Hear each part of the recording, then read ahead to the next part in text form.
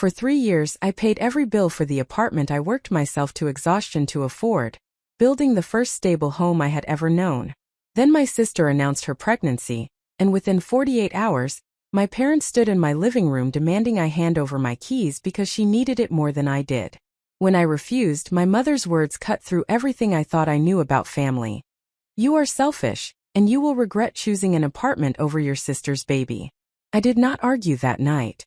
I simply made one phone call that would expose secrets my family had hidden for years. And what I discovered changed everything I thought I understood about the people who raised me.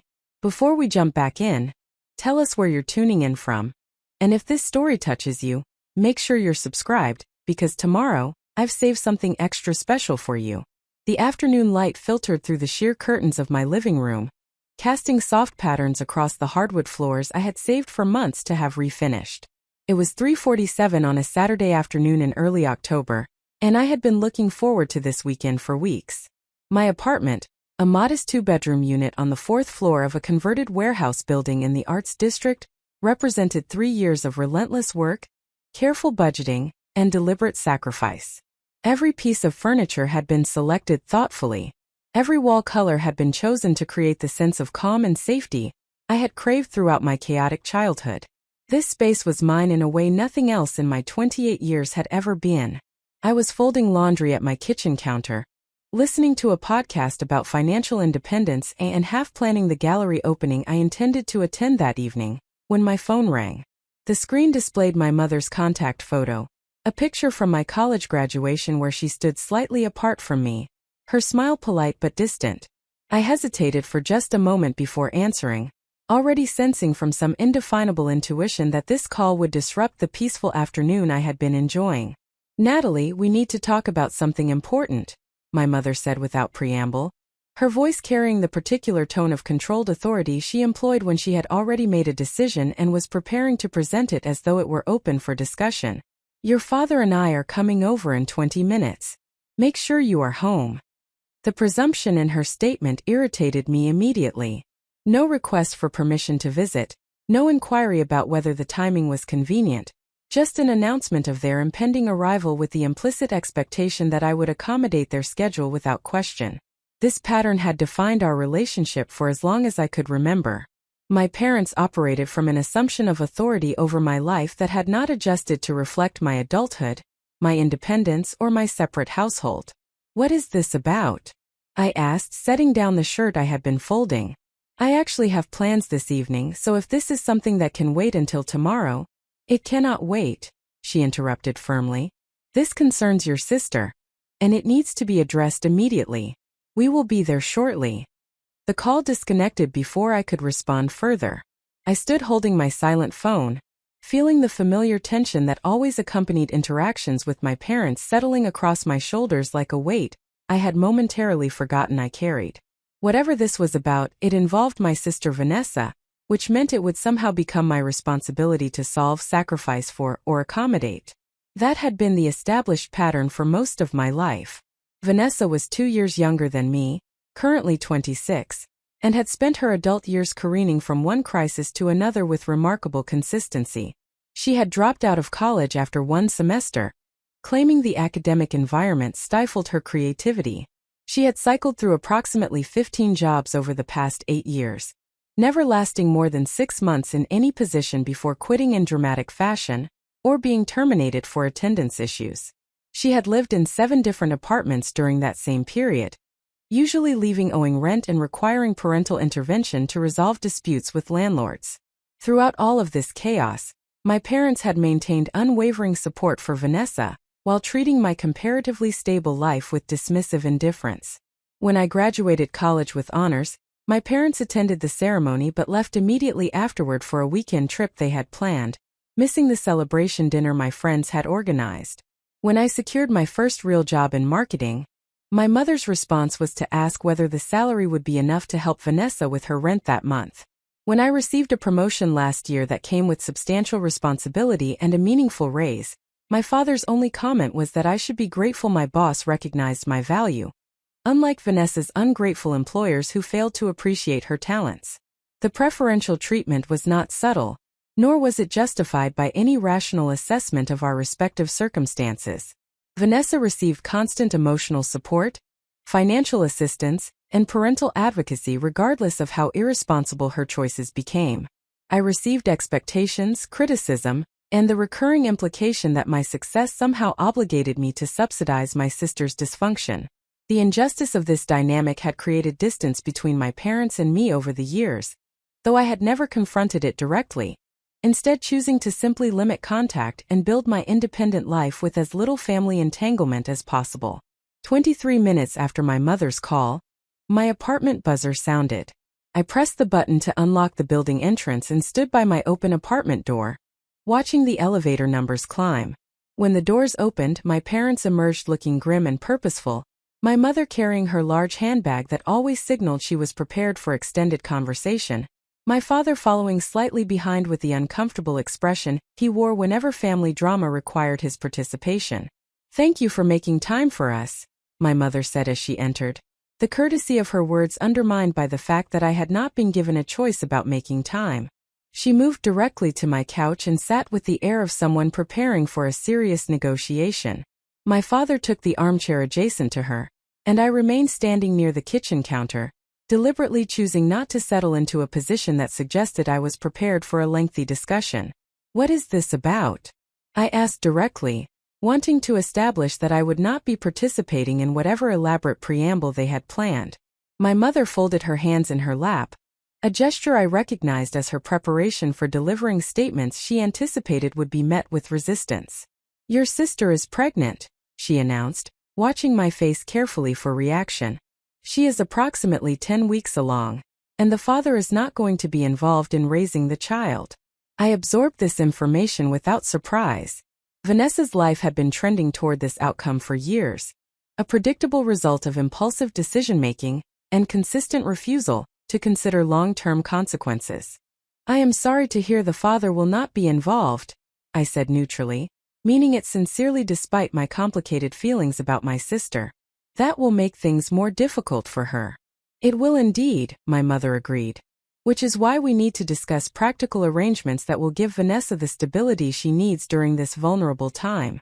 The phrasing immediately triggered my suspicion. Practical arrangements that required my participation never benefited me, only created obligations I was expected to fulfill without complaint. "What kind of arrangements?" I asked, though I was already beginning to suspect where this conversation was heading. My father cleared his throat, finally entering the discussion with obvious reluctance. "Your sister cannot stay in her current situation," he said, his tone suggesting he was delivering self-evident facts rather than opinions open to debate. "The apartment she has been renting is not appropriate for raising a child. The neighborhood has safety concerns, the building has maintenance issues, and her roommate's situation is unstable. She needs to move somewhere more suitable before the baby arrives." "That seems like something she should start planning for," I replied carefully. "She has approximately 7 months to find a better living situation and get established before the baby is born. That should be sufficient time if she approaches it systematically." My mother's expression shifted into the tight disapproval I recognized from countless childhood confrontations. "Your sister cannot afford a better apartment on her current income," she said, her tone sharpening. "She is barely managing her expenses as it is, and with a baby coming, she will need to reduce her work hours significantly. She requires family support, not lectures about systematic planning." The implicit criticism stung despite my effort to remain detached. I was being characterized as cold and judgmental for suggesting that a pregnant adult woman should plan responsibly for her child's arrival, while Vanessa's complete failure to consider practical realities was being framed as vulnerability deserving of unconditional family rescue. The familiar dynamic was asserting itself exactly as I had anticipated. "I understand she needs support," I said, working to keep my voice even. "But I am still not clear on what specific arrangements you are proposing. Are you asking if I can help her research affordable apartments? Provide a reference for rental applications? What specifically do you need from me?" My parents exchanged a glance that communicated something between them before my mother spoke again. "We need you to let Vanessa live here," she said, gesturing around my apartment with a sweep of her hand that somehow managed to diminish everything I had built. This space is perfect for her needs.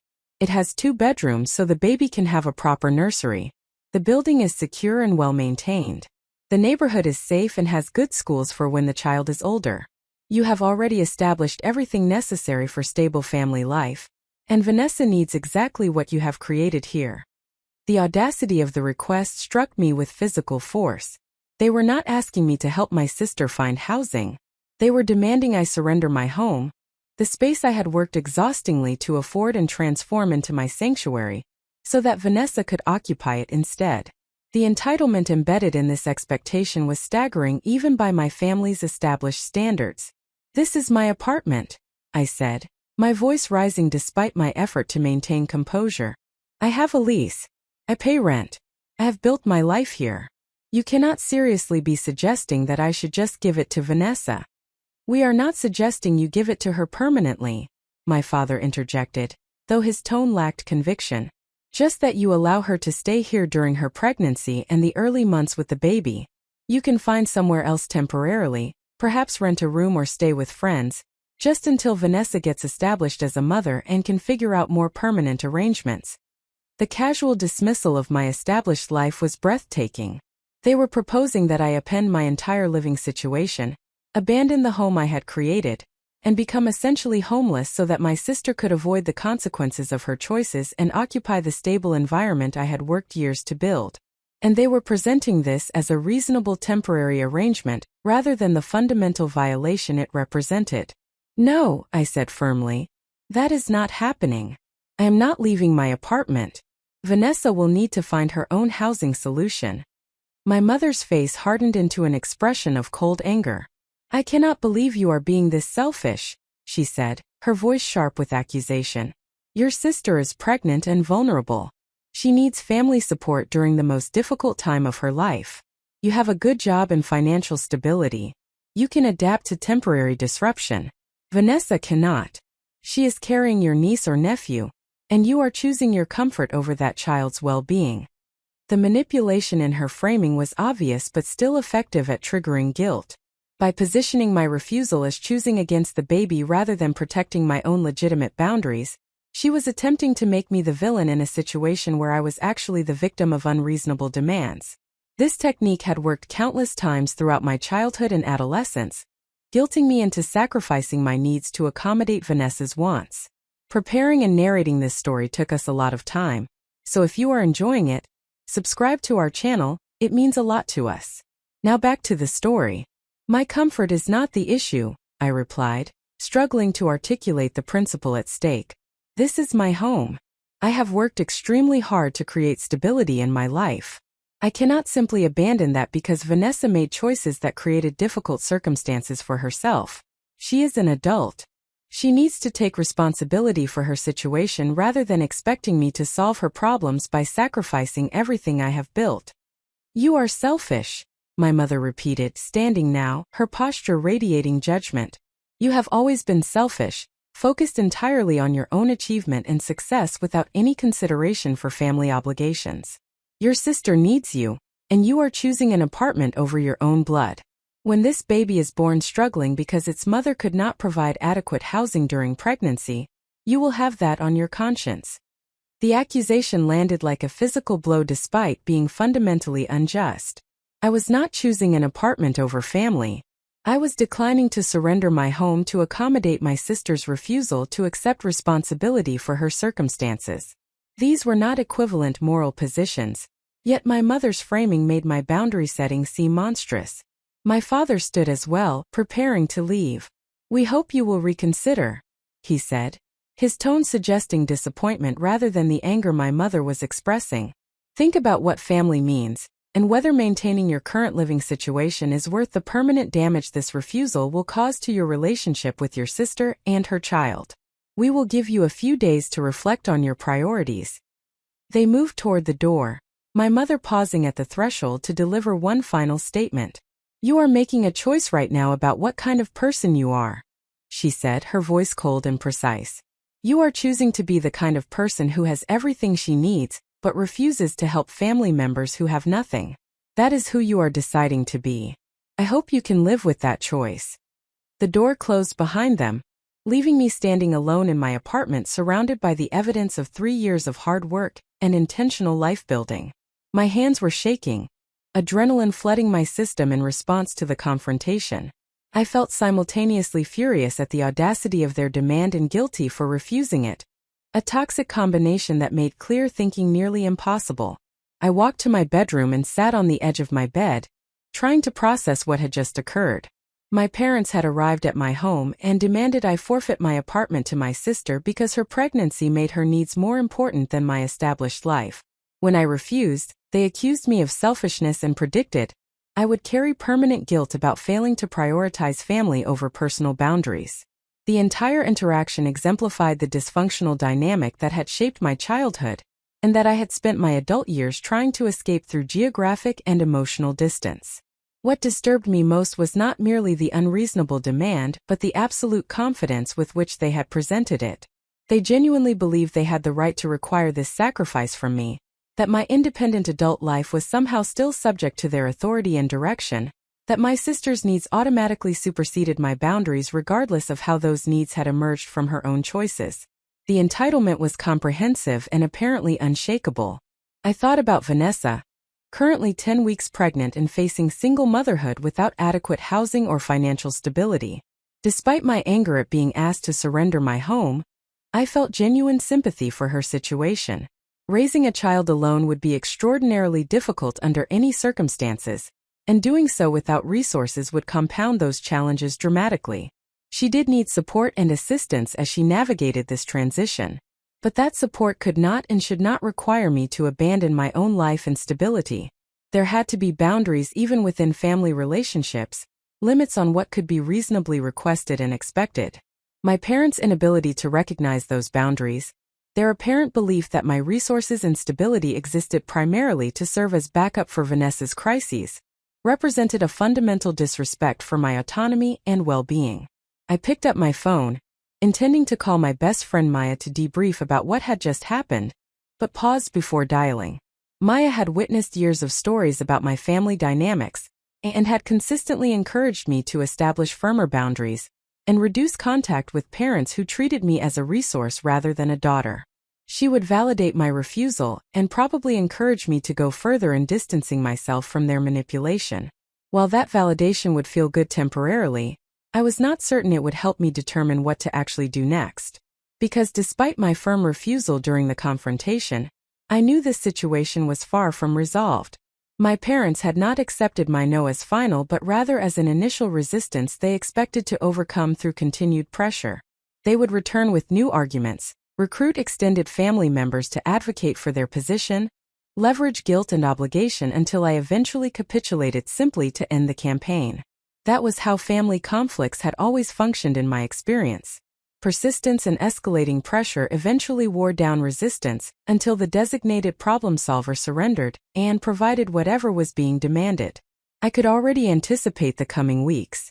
Phone calls from my mother's sisters, my cousins, family friends, all expressing concern about my selfishness and encouraging me to reconsider.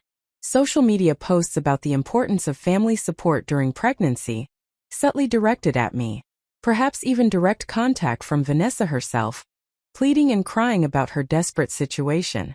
The pressure would be relentless and multifaceted, designed to make maintaining my boundary more exhausting than simply surrendering my apartment and finding somewhere else to live. The thought of enduring that campaign filled me with dread that competed with my determination to hold my ground. How much stress and family conflict was maintaining my apartment actually worth? Would it not be simpler to just accommodate their demand, find a temporary living situation, and preserve family peace rather than becoming the villain in the narrative they were already constructing about my selfishness? These thoughts represented the familiar pattern of capitulation that had characterized my relationship with my family for decades. Every time I had tried to establish boundaries or protect my own interests, the resulting pressure and guilt had eventually broken my resolve, leading me to surrender whatever I had been defending and simply accept the role of family problem solver and Vanessa support system they had assigned me. That pattern had created the current situation where they felt entitled to demand my apartment, because previous experience had taught them that sufficient pressure would ultimately produce compliance. I sat with that realization, recognizing that this moment represented a choice point with significance beyond just the immediate apartment question. If I capitulated now, I would be reinforcing the established dynamic and guaranteeing it would continue indefinitely. Every future crisis in Vanessa's life would become my responsibility to solve through personal sacrifice. Every boundary I attempted to establish would be treated as negotiable and ultimately dismissible through sustained pressure. I would never truly be independent or free from family obligation, as long as I continued participating in this pattern. But breaking the pattern would require withstanding pressure I had never successfully resisted before. It would mean accepting being characterized as selfish and uncaring, tolerating family members believing negative narratives about my character, potentially experiencing permanent estrangement from parents and extended family, who could not accept my refusal to continue serving the role they had assigned me. The cost of boundary setting could be extraordinarily high, possibly including the loss of family relationships I still hoped might someday improve into something healthier and more reciprocal. I did not yet know whether I possessed the strength to pay that cost. But what I did know, sitting on my bed in the apartment I had worked so hard to create, was that I could not simply surrender my home without at least understanding the full context of what I was being asked to sacrifice it for. Something about the entire situation felt incomplete, as though there were information I was not being given that would illuminate why this particular demand was being made in this particular way at this particular time. On impulse, I opened my laptop and began searching for information about housing assistance programs for pregnant women, subsidized housing options, nonprofit organizations that provided support for single mothers. Within 15 minutes, I had identified multiple resources in our city that existed specifically to help women in Vanessa's situation secure safe, affordable housing during pregnancy and early motherhood. These programs offered not just housing but comprehensive support services including prenatal care, parenting education, and employment assistance. Why had my parents not mentioned any of these resources? Why had they presented my apartment as the only viable solution when multiple alternatives existed specifically designed for situations like Vanessa's? The omission felt significant, suggesting either that they were unaware of available resources, which seemed unlikely given how actively they managed Vanessa's crises, or that they had deliberately chosen not to pursue those alternatives for reasons they had not disclosed. I picked up my phone and before I could reconsider, sent a text message to my Aunt Caroline, my mother's younger sister who had always maintained a slightly more objective perspective on family dynamics than other relatives. The message was brief and carefully worded to avoid sounding accusatory while seeking information. Hi Aunt Caroline. I hope you are doing well. I wanted to reach out because Mom and Dad just told me about Vanessa's pregnancy. I am concerned about her housing situation and want to make sure she has the support she needs. Have they looked into any of the assistance programs for pregnant women? I found several that might be really helpful and wanted to share information if they had not already explored those options. The response arrived within minutes, much faster than I had anticipated. Natalie, your mother called me earlier expecting I would hear from you. I think we need to have a conversation that your parents probably do not want us to have. Can you meet me for coffee tomorrow morning? There are things about this situation you should know before you make any decisions about your apartment. The message sent a chill through me despite the warm afternoon air. What information could my aunt possess that would be relevant to this situation beyond the basic facts I had already been told? Why would my parents not want us to have this conversation? What was I not being told about Vanessa's circumstances or about the reasoning behind my parents' demand that I surrender my home? I agreed to meet my aunt the following morning at a cafe near her office, then spent the remainder of the evening attempting to distract myself with routine tasks, while my mind circled obsessively around possibilities. By the time I finally attempted to sleep, my thoughts were chaotic and anxious, filled with fragmented scenarios about what revelation might be coming, and how it might change my understanding of the situation I was being pressured to resolve through personal sacrifice. I did not yet know that the information I would receive the next morning would not only explain my parents' demand, but would fundamentally transform my understanding of my entire family history, exposing decades of deception and manipulation that extended far beyond the immediate conflict about my apartment. I did not yet know that my aunt's revelations would provide me with leverage I had never possessed before, information that would shift the power dynamic with my parents in ways that would ultimately allow me to protect my boundaries, while also ensuring my sister received genuine support, rather than just another temporary rescue that would teach her nothing about self-sufficiency. All of that understanding would come tomorrow. Tonight I simply lay awake in my bedroom, listening to the familiar sounds of my apartment building settling around me, holding on to the space I had created while trying to prepare myself for whatever truth was waiting to reshape everything I thought I understood about the family I had been born into and the role I had been assigned within its dysfunctional structure. The following morning arrived with the pale gray light characteristic of October in the city, filtered through clouds that suggested rain might arrive later in the day. I had managed perhaps 4 hours of fragmented sleep, my mind refusing to fully disengage from speculation about what my Aunt Caroline might reveal during our coffee meeting. By 6:30, I had abandoned any pretense of further rest and was sitting at my kitchen counter with strong coffee, watching the sky gradually brighten while my thoughts circled through increasingly anxious scenarios. The cafe where we had agreed to meet was a quiet establishment 3 blocks from Caroline's office in the financial district, the kind of place that catered primarily to professionals conducting early morning business conversations rather than casual socializing. I arrived 15 minutes early and claimed a corner table that offered privacy from surrounding patrons, ordering a second coffee I did not particularly want but that gave me something to occupy my hands while I waited. Caroline arrived precisely at 8 o'clock, her appearance impeccable as always in a tailored charcoal suit that spoke to her position as a senior accountant at a respected firm. She had always carried herself with a professionalism and self-possession that contrasted sharply with my mother's more emotional and reactive temperament, despite the sisters sharing similar features and coloring. Where my mother wielded guilt and manipulation as primary tools for managing family dynamics, Caroline employed directness and logical analysis, qualities that had made her a somewhat uncomfortable presence at family gatherings where emotional drama typically dominated interactions. She embraced me briefly before settling into the chair across from mine, declining the server's offer of coffee, and instead requesting hot tea with lemon. Once we were alone, she studied my face with an expression that mixed sympathy and something darker, a kind of angry resignation that immediately heightened my anxiety about what information she was preparing to share. "Before I tell you what you need to know," Caroline began without preamble, "I want you to understand that I am violating your mother's explicit instructions by having this conversation. She called me yesterday after leaving your apartment and made it very clear that she expected me to either stay out of the situation entirely or support her position that you should give Vanessa your apartment.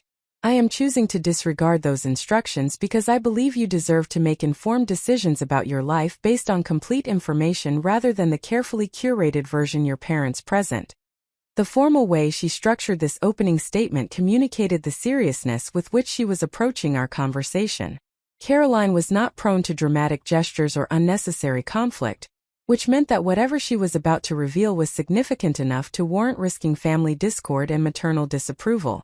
I set down my coffee cup and gave her my complete attention, bracing for information I suspected would be difficult to process. "What you were told yesterday about Vanessa's situation was not entirely accurate," Caroline continued, her tone careful and measured. "She is indeed pregnant, approximately 10 weeks along as your parents stated. However, several critical details were omitted from their presentation that materially changed the context of their demand regarding your apartment."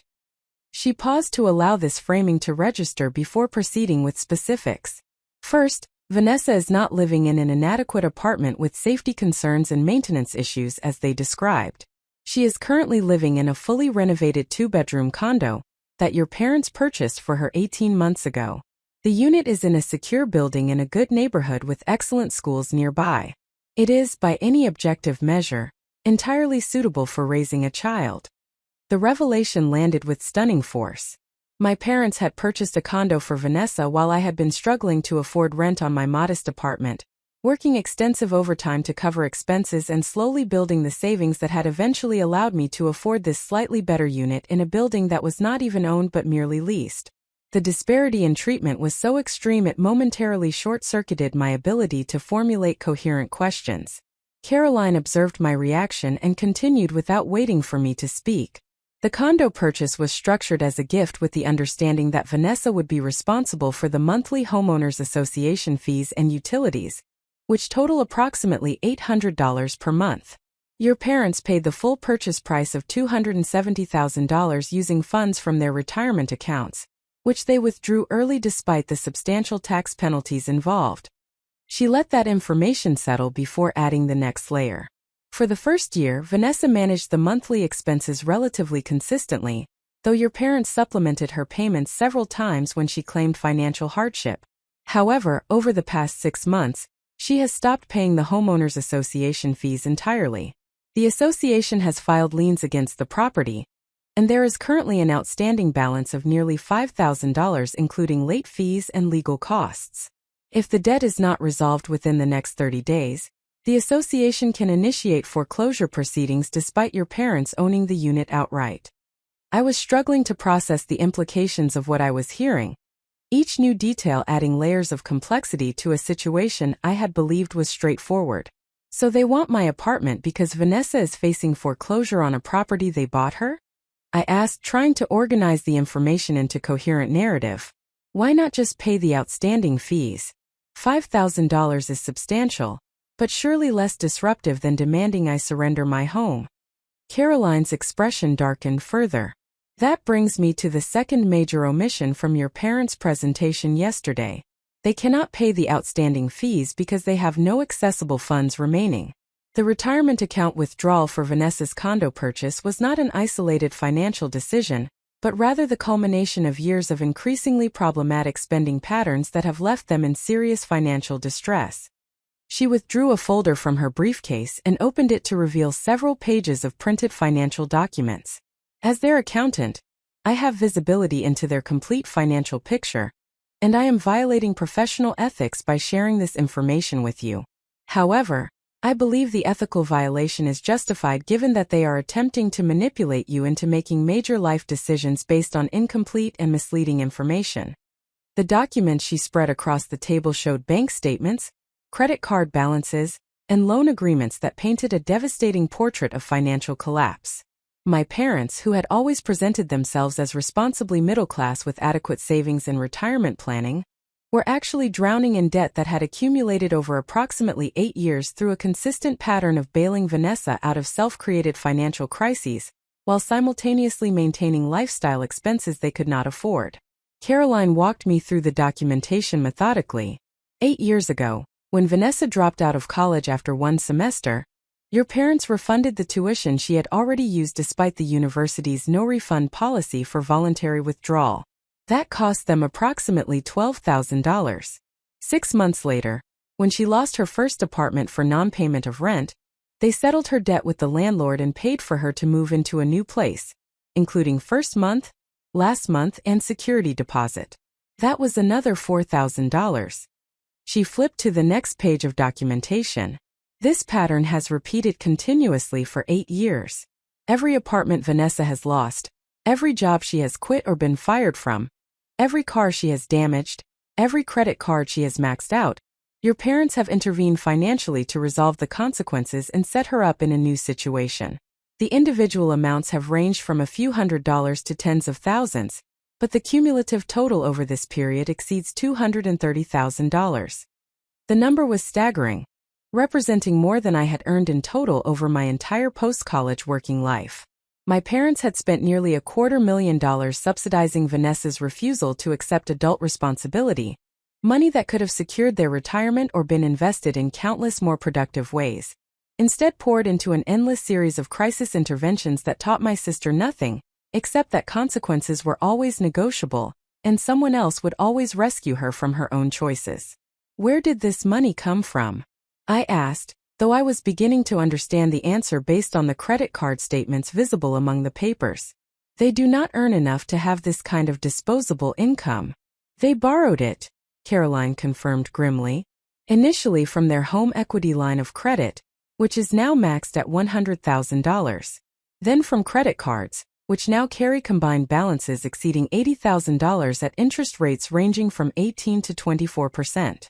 The monthly minimum payments on this debt alone exceed $3,000, which is nearly half of your father's take-home income. Your mother stopped working 6 years ago, ostensibly to retire early, though I suspect the actual reason was that her income was needed to pay down debt, and admitting that would have required acknowledging the financial problems they were creating. She organized the papers into a neat stack and slid them across the table toward me.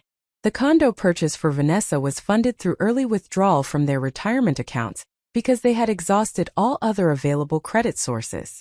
They paid approximately $40,000 in taxes and penalties on that withdrawal, turning what should have been a retirement nest egg of $300,000 into a transaction that yielded $270,000 for Vanessa's condo, and left them with nothing remaining for their own future. I was having difficulty absorbing the magnitude of the financial destruction I was witnessing documented in black and white. My parents had systematically demolished their own financial security over the course of 8 years through compulsive enabling of my sister's dysfunction, and they had apparently concealed this reality from everyone including me, while continuing to demand that I contribute to Vanessa's support through smaller, but still significant financial assistance and personal sacrifice. "Why are you showing me this?" I asked, though the answer was becoming clear even as I posed the question. What do they expect me to do about their financial situation? Caroline leaned forward, her expression intense. They are not simply asking you to give Vanessa your apartment temporarily as they claimed yesterday. Their actual plan, which your mother outlined to me when seeking my support for their position, is for Vanessa to take over your lease permanently while you move in with them to help with household expenses and provide childcare for the baby when it arrives. They see this arrangement as solving multiple problems simultaneously. Vanessa gets suitable housing without requiring them to resolve her condo debt. They get financial assistance through your contribution to household expenses. And they get built-in childcare that allows Vanessa to continue working without paying for professional care. The comprehensive scope of their actual plan was breathtaking in its presumption. They had not merely been requesting a temporary housing swap, but rather attempting to restructure my entire life to serve as solution for the financial collapse they had created through years of enabling my sister. I would lose my apartment, my independence, and my autonomous adult life, all to subsidize their refusal to allow Vanessa to experience consequences that might actually motivate behavior change. They presented this to you as though they had the authority to require my compliance? I asked, anger beginning to cut through the shock that had initially dominated my response. They genuinely believe they can demand I abandon my life to move into their home and serve as unpaid financial support and childcare? Your mother does believe that, yes, Caroline confirmed. She operates from a framework where your relative financial stability and lack of children creates automatic obligation to support family members who lack those advantages. In her worldview, family resources should be pooled and redistributed based on need, and your resistance to this arrangement represents selfishness rather than legitimate boundary setting. She paused before adding the observation that struck most painfully. She also believes, based on years of experience, that sustained pressure will eventually produce your compliance because it always has before. Every previous time you have attempted to establish boundaries or resist family demands, you have ultimately capitulated when the emotional and social pressure became sufficiently intense. She is confident this situation will follow the same pattern. The assessment was accurate enough to feel like physical blow. I had indeed never successfully maintained boundaries against extended family pressure campaigns, had always eventually surrendered whatever I was defending in order to restore peace and avoid being characterized as selfish or uncaring. My parents understood this pattern and were strategically exploiting it, confident that my psychological conditioning would override my rational recognition that their demands were unreasonable. There is one additional element you need to understand, Caroline continued, her tone becoming even more serious. The foreclosure timeline on Vanessa's condo is genuine. If the outstanding homeowners association fees are not paid within the next 30 days, the association will initiate foreclosure proceedings. However, foreclosure would not leave Vanessa homeless. It would simply transfer ownership of the condo to the association, who would then sell it to recover their debt. Vanessa would receive any equity remaining after the debt is satisfied, which would be substantial given that your parents own the unit outright. She let this information register before stating the implication explicitly. In other words, even the worst-case scenario does not actually create the desperate housing crisis your parents described yesterday. Vanessa would receive approximately $260,000 from the condo sale after the association debt is paid.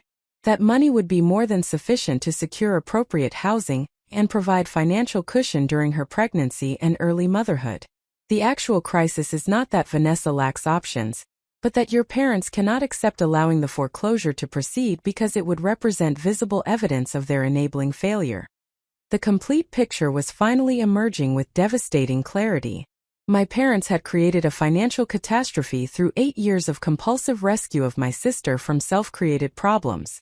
They had exhausted their own resources and destroyed their retirement security in the process. Now they were facing the prospect of Vanessa experiencing actual consequences through condo foreclosure, which would both expose the extent of their enabling and potentially provide her with substantial funds that she might waste without their control. Rather than allowing this natural consequence to unfold and potentially serve as catalyst for Vanessa finally developing adult responsibility, they were attempting to prevent it by demanding I sacrifice my apartment and independence to maintain the dysfunctional status quo. What happens if I refuse? I asked, though I was no longer uncertain about my decision. The information Caroline had provided transformed the situation from a difficult moral dilemma about family obligation into a clear case of manipulation, designed to perpetuate destructive patterns at my expense. If you refuse, they will likely proceed with the pressure campaign you are already anticipating, Caroline replied. Extended family will be recruited to advocate their position. Social media will feature posts about family obligations and supporting pregnant women. You will be characterized as selfish and uncaring in every family gathering and conversation. The pressure will be intense and sustained. She leaned back in her chair and met my eyes directly. However, you now possess information they do not know you have. You understand the complete financial picture, the actual circumstances of Vanessa's housing situation, and the real motivation behind their demands. This knowledge changes the power dynamic significantly. They were relying on your ignorance of these facts to make their position seem reasonable and your resistance seem cruel. That strategic advantage no longer exists. I sat with this realization, feeling the shift Caroline had described. The previous evening, I had felt trapped between guilt and anger, uncertain whether my boundary setting was justified, or whether I was indeed being selfish by refusing to help family in genuine crisis. Now I understood that there was no genuine crisis, only manufactured drama designed to prevent my sister from experiencing consequences, while recruiting me to subsidize the continued avoidance of adult responsibility that had already cost my parents their financial security. Why did you decide to tell me all of this?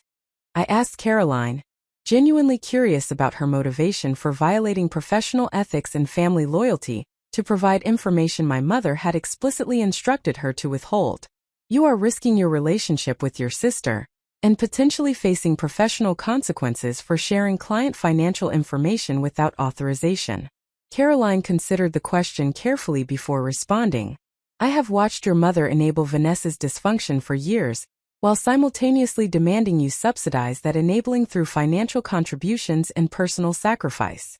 I have watched you work extraordinarily hard to build independent stability, while receiving no recognition or support from parents who should be proud of your accomplishments. And I have watched this family pattern damage you psychologically, creating guilt and self-doubt about completely reasonable boundaries while teaching Vanessa that manipulating others is a viable life strategy. Her voice carried quiet intensity as she continued. Someone needed to disrupt this pattern before it consumed your life entirely. Your mother will never do it because she is too psychologically invested in her role as Vanessa's rescuer. Your father will not do it because he has completely abdicated responsibility for setting limits or protecting you from your mother's demands. That left me as the only person with both the information necessary to change the dynamic and the willingness to accept the personal consequences of providing that information. She gathered the financial documents back into her folder and slid it across the table to me. These are copies for you to keep. If your parents escalate their pressure campaign, you have the option of revealing that you know the complete truth about their financial situation and Vanessa's actual circumstances. That knowledge will neutralize their attempts to guilt you into compliance because they will understand that you are making informed decisions rather than reacting from incomplete information they carefully curated. I accepted the folder, its weight in my hands representing not just paper, but the potential to fundamentally alter my family relationships through informed resistance to patterns I had previously lacked the knowledge or confidence to challenge. The meeting concluded shortly afterward, Caroline needing to return to her office and me requiring time to process the morning's revelations before determining how to proceed. I walked slowly back to my apartment through the increasingly gray morning, my mind working through implications and possibilities. The information Caroline had provided was devastating in its revelation of just how extensively my parents had destroyed their own financial future, while demanding I contribute to the ongoing enabling of my sister. Yet it was also liberating in its clarification that the guilt I had been feeling about refusing to surrender my apartment was entirely manufactured through deliberate withholding of relevant facts. Vanessa was not facing homelessness or desperate circumstances. She owned a suitable condo that was facing foreclosure only because she had stopped paying minimal monthly fees, and even foreclosure would leave her with substantial equity to secure alternative housing. My parents were not advocating for my sister's genuine needs, but rather attempting to prevent consequences that might finally motivate her toward adult responsibility. And their demand that I sacrifice my apartment and independence was not motivated by family love, but by desperate desire to maintain dysfunctional patterns that had already cost them everything. Understanding this reality crystallized my decision with clarity I had not possessed the previous evening. I would not be surrendering my apartment, moving into my parents' home, or restructuring my life to serve a solution for problems they had created through years of compulsive enabling. I would maintain my boundaries despite whatever pressure campaign they mounted, armed now with information that would allow me to counter their manipulation with facts they had attempted to conceal. What remained uncertain was exactly how I would communicate this decision, and whether I would reveal my knowledge of the complete financial picture immediately or reserve that information as leverage to be deployed if their pressure tactics escalated beyond acceptable boundaries. The strategic considerations felt unfamiliar and uncomfortable, transforming family relationships into something resembling negotiation or conflict, rather than the unconditional love and support that families ideally embodied. Yet perhaps that discomfort was itself revealing. My family had never actually operated according to ideals of unconditional love and mutual support. They had operated according to patterns of manipulation, guilt, and exploitation where some members were designated as resources to be utilized for the benefit of others. Recognizing that reality clearly for the first time was painful, but also necessary for making decisions that protected my well-being rather than perpetuating my assigned role within their dysfunctional system.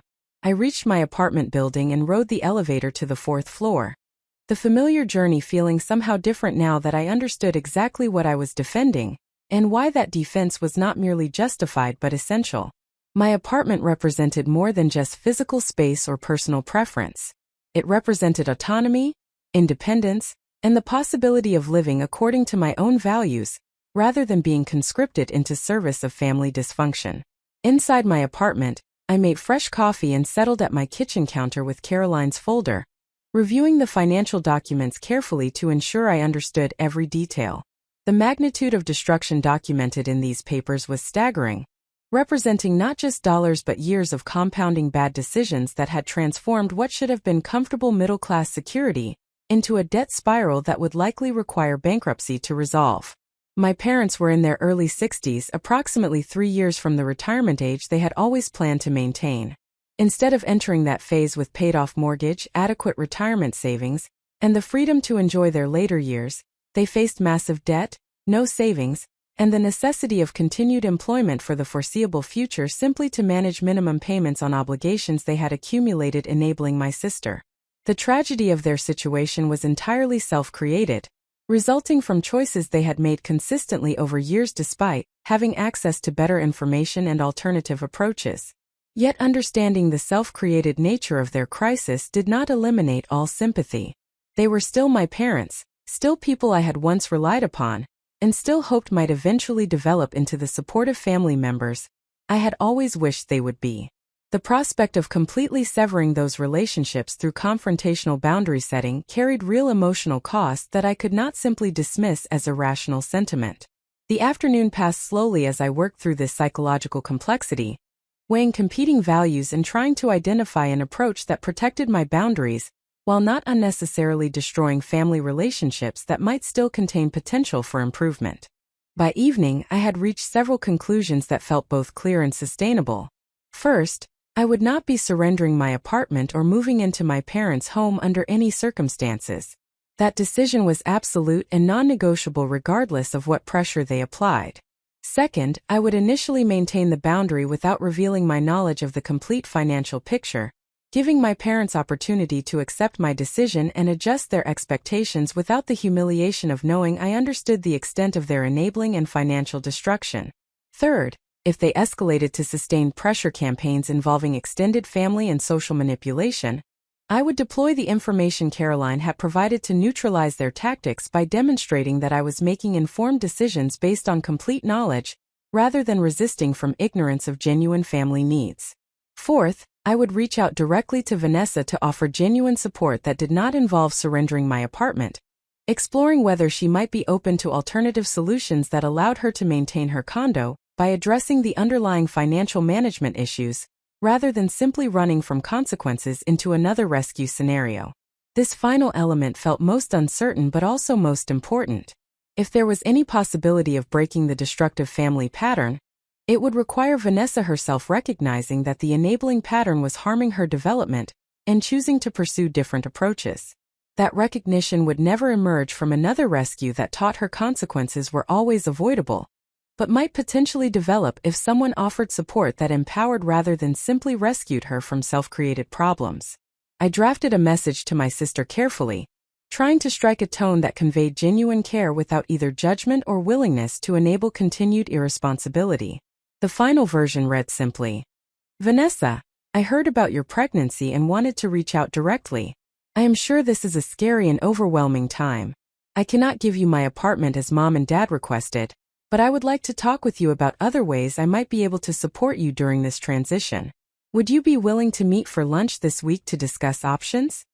I sent the message before I could reconsider, recognizing that overthinking would only create paralysis. The response arrived within minutes, surprisingly warm despite the circumstances. "Nat, thank you for reaching out. I actually did not know Mom and Dad were going to ask you about your apartment. That was not my idea and I feel terrible that they put you in that position.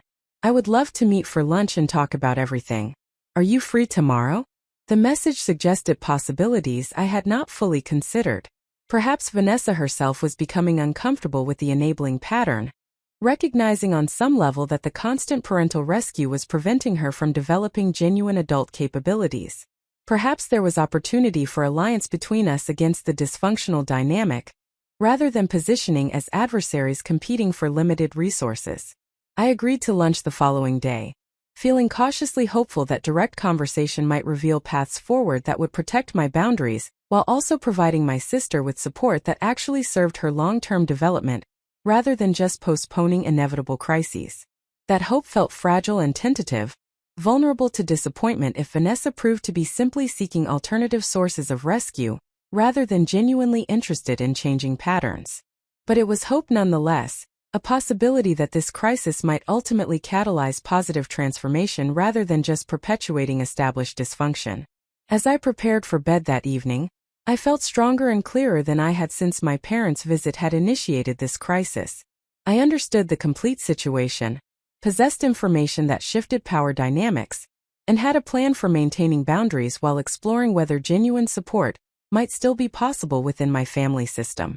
What I did not yet know was that my lunch conversation with Vanessa would reveal yet another layer of complexity to the situation, information that would both complicate and ultimately strengthen my resolve to break the enabling pattern that had defined our family relationships for far too long. The restaurant where I met Vanessa for lunch was a casual Mediterranean place halfway between our respective locations, chosen deliberately for its neutral territory quality that would allow honest conversation without the weight of family history embedded in more familiar locations. I arrived 10 minutes early and claimed a quiet corner table, ordering sparkling water and reviewing the mental outline I had prepared for navigating what would undoubtedly be a complex and emotionally charged discussion. Vanessa arrived precisely on time, which itself represented a notable departure from her typical pattern of chronic lateness that had characterized our entire shared history. She looked tired in a way that went beyond simple physical exhaustion, her face showing the kind of strain that suggested sustained stress rather than temporary difficulty. We embraced briefly before settling into our seats, and there was a moment of awkward silence as we both apparently attempted to determine how to begin a conversation fraught with potential conflict, despite our mutual desire to find constructive path forward. She spoke first, her words tumbling out with an urgency that suggested she had been rehearsing this statement. I need you to know that I had no idea Mom and Dad were going to demand your apartment. I mentioned to them that I was stressed about money and the baby, and the next thing I knew they were telling me they had a solution and that you were going to let me live in your place. When I said that seemed like a huge thing to ask of you, Mom said you had already agreed and were happy to help family. The revelation that my parents had lied to Vanessa about my alleged agreement added another layer to the manipulation I was uncovering. They had apparently been attempting to create a situation where both Vanessa and I believed the arrangement had been agreed upon by the other party, making resistance seem like breaking a commitment rather than refusing an unreasonable demand. The sophistication of this deception suggested they had employed similar tactics previously, creating false consensus to pressure compliance from family members who might otherwise have questioned their directives. I definitely did not agree to anything, I replied carefully, watching her face for signs of whether this information genuinely surprised her or whether she had been complicit in the manipulation. They came to my apartment and demanded I give you my home, claiming you were in desperate housing circumstances. When I refused, they accused me of selfishness and threatened that I would regret choosing an apartment over family obligations. There was no discussion of my agreement or happiness about helping. Vanessa's expression reflected what appeared to be genuine distress at this information. That is completely consistent with how they have been handling everything about this pregnancy, she said, her voice carrying frustration that seemed directed at our parents rather than at me. They found out I was pregnant before I had even decided whether I was keeping the baby. They went through my bathroom trash and found the positive test I had thrown away while I was still processing the news. Then they immediately began making plans and decisions without consulting me about what I actually wanted or needed. This detail struck me as particularly invasive and controlling, revealing a level of boundary violation that went beyond even the extensive enabling I had understood characterized their relationship with Vanessa. They went through your trash to find a pregnancy test? I asked, needing confirmation of something so egregiously inappropriate. How did that even occur? Were they in your home for some other reason? They have keys to my condo, Vanessa explained, her tone suggesting this was somehow normal despite being deeply problematic. They stopped by randomly without calling first, usually claiming they were in the neighborhood and wanted to check on me. That particular day, I had taken the test that morning and thrown it away before going to work. When I got home that evening, they were waiting in my living room with the test on the coffee table, telling me about how excited they were to become grandparents and how they would help me through everything. The scenario she described was disturbing on multiple levels, revealing a pattern of control and boundary violation that contextualized many of the enabling behaviors I had previously understood only in terms of financial rescue. My parents were not simply bailing Vanessa out of crises, but actively managing and directing her life in ways that prevented her from developing autonomous adult functioning. The distinction was significant because it suggested their enabling derived not from excessive generosity, but from need to maintain control over her decisions and circumstances. Our server arrived to take lunch orders, providing a brief interruption that allowed me to process this new understanding of family dynamics. When we were alone again, I decided to share at least some of the information Caroline had provided, testing whether Vanessa was aware of the extent to which our parents' enabling had destroyed their own financial security. Did you know that Mom and Dad are in serious financial trouble? I asked directly. That the money they have been using to bail you out of various situations over the years was borrowed through credit cards and home equity loans that they cannot actually afford to repay? Vanessa's face went pale, suggesting this information was genuinely new to her. What are you talking about?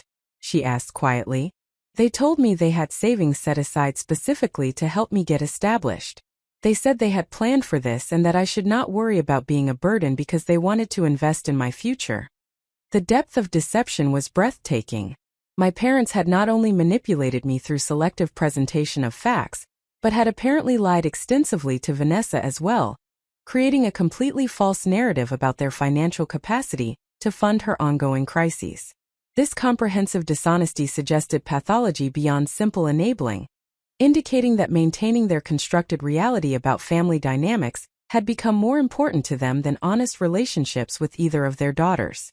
I provided Vanessa with an overview of the financial situation Caroline had documented, watching her process information that fundamentally recontextualized her understanding of the past 8 years. The condo they had purchased for her was not a planned gift from surplus resources, but rather a desperate measure funded through destruction of their retirement security. The various financial rescues over the years were not evidence of parental love and support, but manifestations of compulsive enabling, funded through debt accumulation that had created genuine crisis in their own lives. "I did not know any of this," Vanessa said, her voice barely above a whisper. "Every time they gave me money or paid off debt for me, they acted like it was no big deal, like they had plenty of resources and were happy to help. I felt guilty sometimes about needing so much assistance, but they always insisted it was what parents do, and that I should focus on getting myself together rather than worrying about imposing on them." She paused, emotions visibly churning across her features. "If I had known they were going into debt to rescue me, I would have made different choices. I would have let myself face consequences rather than accepting help that was actually destroying them financially. They took away my ability to make informed decisions about my own life by lying about the real cost of their intervention." This perspective represented a level of self-awareness I had not anticipated from Vanessa, whose historical pattern had suggested she preferred avoiding responsibility rather than confronting her role in creating recurring crises.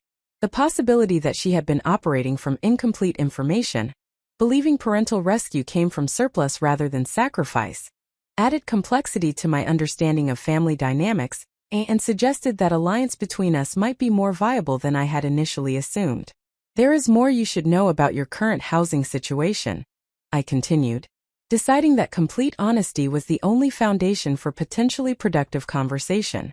I explained about the homeowners association liens on her condo, the foreclosure timeline that was driving our parents' urgency about demanding my apartment, and the substantial equity she would receive even if foreclosure proceeded to completion. Vanessa listened with increasing anger that appeared directed primarily at our parents rather than at circumstances themselves. "They told me the condo was in danger of being taken away because of structural problems with the building that would require expensive special assessments I could not afford," she said. "They said my only option was to move out before I got trapped in a situation where I owed money I did not have. They never mentioned that the problem was just unpaid fees that could be resolved, or that I actually owned equity in the property." The pattern of deception was remarkably consistent across both of our experiences. Our parents had systematically misrepresented situations to both daughters, apparently believing that controlling information flow would allow them to manipulate outcomes according to their preferred script. What they seemed unable to recognize was that this approach destroyed trust and prevented the genuine relationships they presumably desired with their adult children. "Why have you stopped paying the homeowners association fees?" I asked, genuinely curious about the underlying cause rather than asking judgmentally. "The monthly amount is not insignificant, but based on your employment history, you should be earning enough to cover $800 per month along with other basic expenses."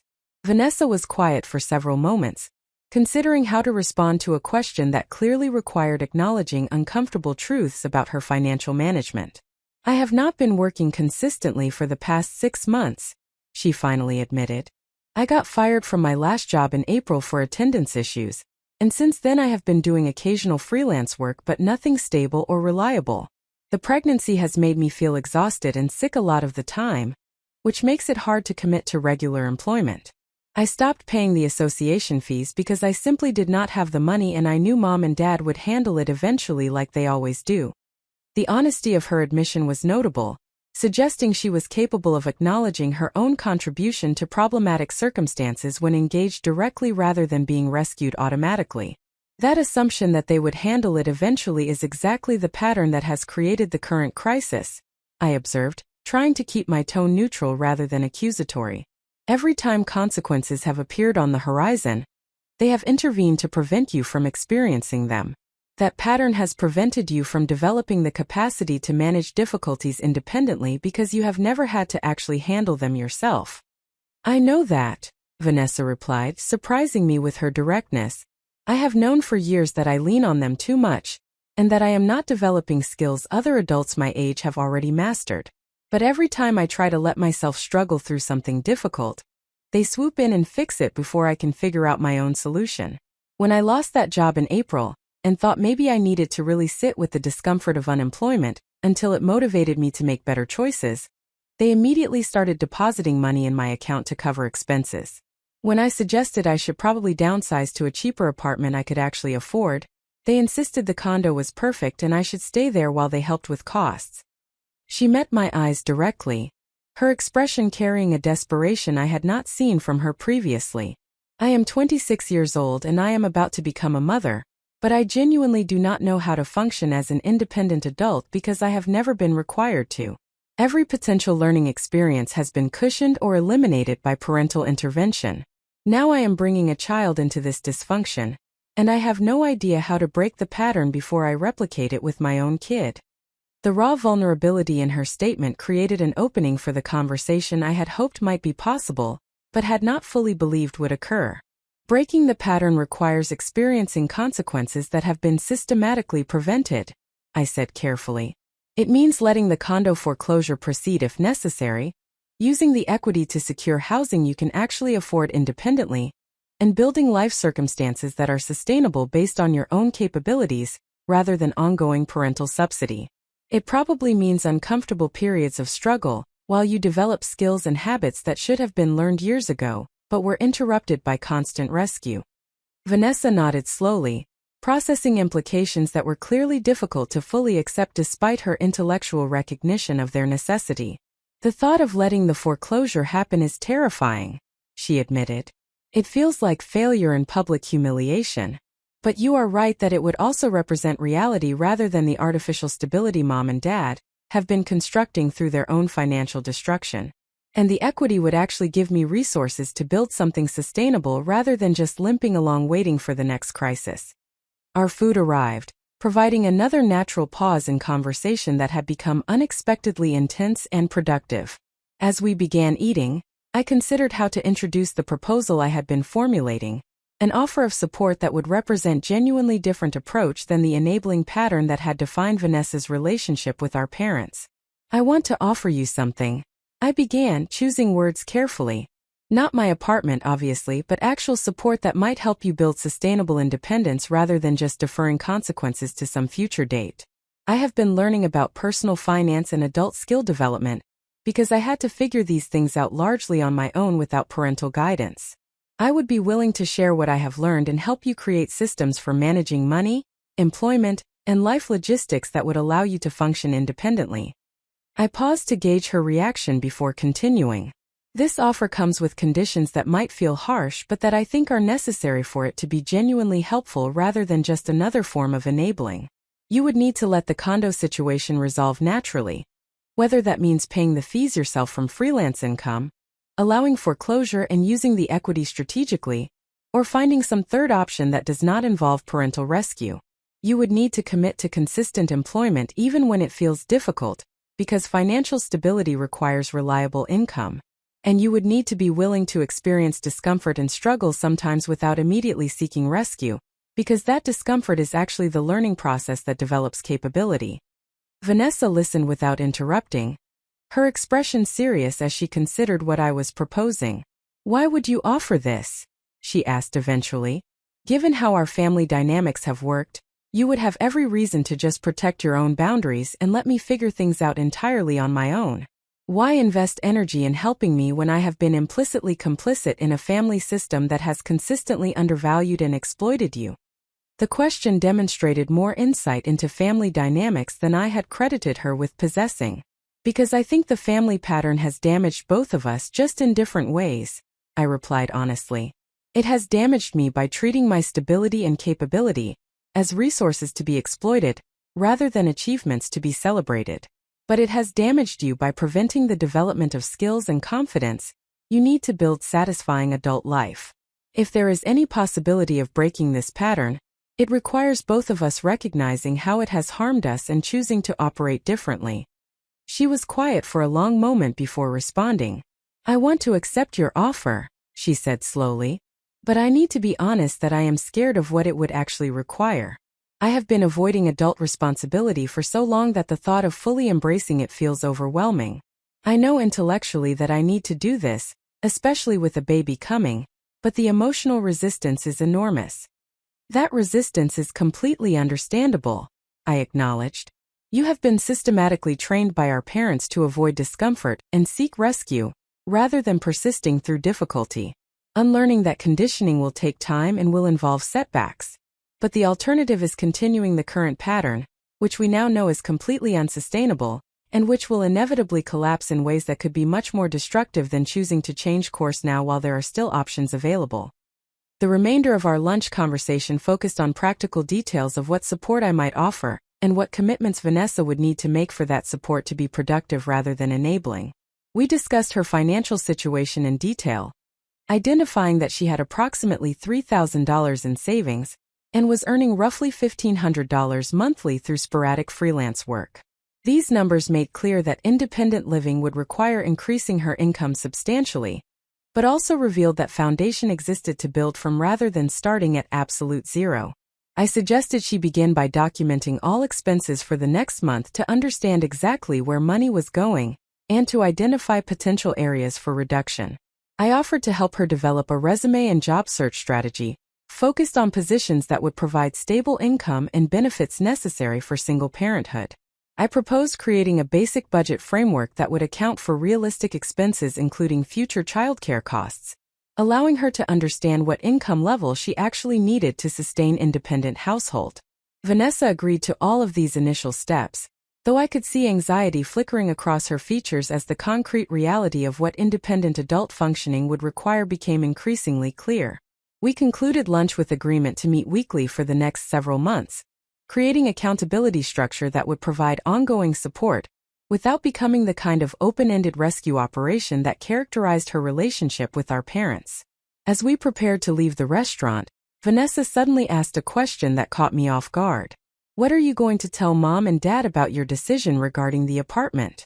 They are going to escalate pressure on both of us when they realize you are not going to comply, and that I am considering allowing the condo foreclosure rather than moving into your place.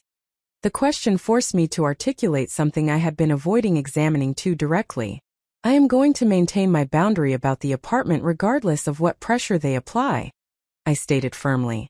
If they escalate to involving extended family or engaging in social media manipulation, I will deploy the financial information Aunt Caroline provided to demonstrate that I am making informed decisions based on complete truth, rather than the selective version they presented. Beyond that, I am going to try to minimize contact with them until they can accept that I am an autonomous adult rather than a resource to be directed according to their preferences. Vanessa nodded slowly, her expression suggesting she was processing similar calculations about her own relationship with our parents. I think I need to establish similar boundaries, she said quietly. The random visits using keys they should not have, the going through my trash, the making plans for my life without consulting me about what I want, all of that needs to stop if I am going to have any chance of developing independent functioning. But I am afraid of how they will react to being told they cannot continue these patterns. They will react badly, I confirmed, speaking from both prediction and experience. They will characterize boundary setting as rejection and selfishness. They will attempt to generate guilt by claiming we are abandoning them, or being ungrateful for their sacrifices. They will recruit others to pressure us to resume compliance with their expectations. All of that is predictable based on how they have always operated when faced with resistance to their control. I paused before adding the observation that felt most important. But their reaction does not mean our boundaries are wrong or unjustified. It just means they are experiencing discomfort with losing control they should never have exercised over our adult lives in the first place. Their discomfort is not our responsibility to manage or eliminate by surrendering our autonomy. That is perhaps the hardest thing to internalize after years of being trained to prioritize their emotional comfort over our own well-being, but it is essential for breaking the dysfunctional pattern. We parted with a cautiously optimistic embrace, both of us recognizing that we had just initiated something potentially transformative, but also fragile and vulnerable to disruption by entrenched family patterns and our own psychological conditioning. As I walked back to my car, I felt simultaneously energized by the productive conversation and anxious about the inevitable confrontation that would follow when my parents realized I was not merely refusing their demands, but actively working with Vanessa to dismantle the enabling dynamic they had constructed. The confrontation arrived sooner than I had anticipated. That evening, barely 3 hours after my lunch with Vanessa concluded, my phone began ringing with a call from my mother. I let it go to voicemail, not yet ready to engage in what would undoubtedly be an emotionally intense conversation. The voicemail notification appeared within seconds, followed immediately by a text message that read simply, "We need to discuss your completely inappropriate lunch with your sister. Call me immediately." The phrasing revealed that they had somehow learned about the lunch, which meant either Vanessa had told them directly, or they had some other means of monitoring her activities. The characterization of our conversation as inappropriate suggested they recognized it as threat to their control, rather than as healthy communication between sisters. The demand for immediate callback demonstrated their assumption that I would comply with their directive without question, continuing the pattern of allowing them to set terms for all family interactions. I did not call back that evening, instead sending a brief text message that read, "I will call you this weekend when I have time for an extended conversation. Vanessa and I are both adults capable of having private discussions without parental oversight or approval." The message was deliberately firm while avoiding outright confrontation, establishing boundary around timing and framing, while not yet engaging with substance of their concerns. The response came within minutes, a paragraph-length text from my mother that escalated immediately to threats and accusations. "Your behavior is destroying this family. You are filling your sister's head with ideas that will harm her and her baby. If you continue interfering in situations you do not fully understand, you will force us to take actions we would prefer to avoid. You have until tomorrow evening to call and explain yourself, or there will be serious consequences for your selfishness." The message exemplified their typical escalation pattern when faced with resistance. Immediate characterization of boundary setting as destructive and harmful. Vague threats of unspecified consequences designed to generate anxiety and compliance through fear of unknown repercussions. Deadline for response intended to create pressure and prevent thoughtful consideration of whether compliance was actually warranted. All of these tactics had worked effectively throughout my childhood and adolescence, conditioning me to immediately surrender to their demands rather than risk their anger or the mysterious consequences they threatened but rarely specified. This time felt different. Armed with complete information about their financial situation and their extensive deception of both Vanessa and myself, I felt less vulnerable to manipulation tactics that relied on my ignorance or guilt. I recognized their threats as attempts to reassert control that was slipping away rather than as legitimate responses to actual harm I was causing. Most importantly, I had Vanessa as potential ally rather than as competitor for limited parental approval, fundamentally changing the family dynamic in ways that reduced their leverage over either of us individually. I did not respond to my mother's threatening message that evening, choosing instead to simply turn off my phone and spend the remainder of the night reading and deliberately not engaging with family drama. The ability to disengage from their escalation felt both liberating and terrifying, representing a level of independence from their emotional manipulation that I had never successfully maintained before. Sleep came eventually, though my dreams were anxious and fragmented, reflecting the underlying stress of knowing that major family confrontation was approaching, and that navigating it successfully would require maintaining clarity and boundaries under sustained pressure. The following morning brought a barrage of attempted contact, missed calls from both parents, text messages from my mother that escalated from demanding to pleading to threatening across a span of 3 hours. A voicemail from my father attempting to position himself as reasonable mediator between my mother's anger and my resistance, asking me to please just call so they could discuss everything calmly. An email from my mother's sister, clearly recruited to apply pressure, expressing concern about family conflict and encouraging me to be flexible and understanding given my sister's vulnerable position. The coordinated campaign was impressively swift and multi-pronged, demonstrating that my parents had immediately mobilized their extended network to pressure me back into compliance. Yet recognizing the coordination also revealed the calculation behind it, making clear that this was strategic manipulation, rather than organic concern from multiple family members who happened to share similar perspectives. That recognition helped me maintain emotional distance from appeals that might otherwise have generated sufficient guilt to undermine my resolve. By mid-afternoon, having still not responded to any attempted contact, I received a message that represented significant escalation. My mother texted to inform me that she and my father would be coming to my apartment that evening at 7 o'clock for a family meeting to resolve the current crisis. The message did not request my availability or permission, but simply announced their intention to arrive, presuming compliance with their plan despite my lack of response to their previous attempts at contact.